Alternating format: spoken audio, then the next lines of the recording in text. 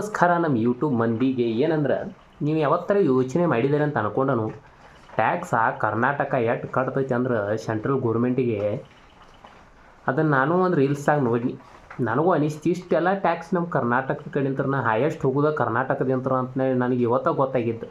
ನಿಮಗೂ ಟ್ಯಾಕ್ಸ್ ಇಷ್ಟು ಹೆಂಗೆ ಹೋಗ್ತೈತೋ ಮಾರೇ ಅಂತಿರ್ಬೇಕು. ಮೊದಲೇ ಹೇಳ್ತಾನೆ ನೋಡಿ, ಅಮೌಂಟ್ 1,43 ಕೋಟಿ ತಿಳ್ಕೊಂಬಿಡ್ರಿ. 1,43 ಕೋಟಿ ಅವ್ನು ನಮ್ಮ ಕರ್ನಾಟಕದಾಗಿರೋ ರೈತರ ಸಾಲ ಮನ್ನಾ ಆಗಿ ಹೊಕ್ಕೈತತ್ರಲ್ಲಿ.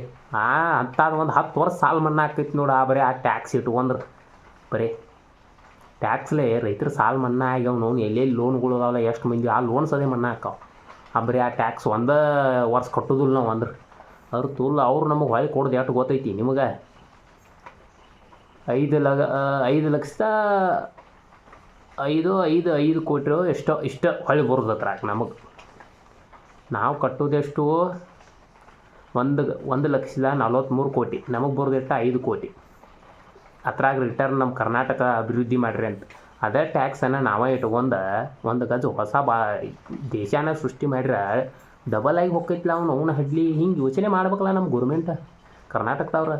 ಅವ್ನು ಸಿದ್ದರಾಮಯ್ಯಗೆ ಸ್ವಲ್ಪ ಇನ್ನಟ್ಟು ನಮ್ಮ ಸಿದ್ದರಾಮಯ್ಯ ಅಜ್ಜಾಗಿ ಇನ್ನೊಂದು ಸ್ವಲ್ಪ ಅವ ಪ್ರಧಾನಮಂತ್ರಿ ಆಗಿ ಬಿಡ್ತಿದ್ದೀವಿ. ಹಂಗೆ ಮಾಡಕ್ಕೆ ನಡೀದು ಗೊತ್ತೈತೆ ಕರೆ. ಆದರೆ ಇಷ್ಟು ಟ್ಯಾಕ್ಸ್ ಹೋಗೋದೈತಿಲ್ಲ, ಸ್ವಲ್ಪ ಯೋಚನೆ ಮಾಡ್ಬೇಕಾಕೈತಿ. ಹಿಂಗೆ ಹೋಗ್ತೈತಿ ಟ್ಯಾಕ್ಸ್ ಅನ್ನತ್ತಿರ್ಬೇಕು.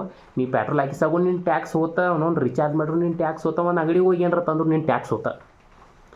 ಗೊತ್ತೈತೆ ಅಂತ ಅಂದ್ಕೊಂಡವನು ಯಾರಿಗೆ ಈ ಟ್ಯಾಕ್ಸ್ ಬಗ್ಗೆ ಗೊತ್ತಿರಕ್ಕೆಲ್ಲ ಅವ್ರು ನಮ್ಗೆ ಸಬ್ಸ್ಕ್ರೈಬ್ ಮಾಡಿರಿ. ಗೊತ್ತಾಗಿದ್ದಕ್ಕೆ ಹಂಗೆ ಸಬ್ಸ್ಕ್ರೈಬ್ ಮಾಡೇ ಬಿಡ್ರಿ, ಬಿಡಕ್ಕೆ ಹೋಗ್ಬೇಡ್ರಿ. ಮತ್ತು ಇಂಥ ವಿಡಿಯೋಗಳು ತರ್ತಾನೋ ಅದಕ್ಕೋಸ್ಕರ ಹೇಳೋದು.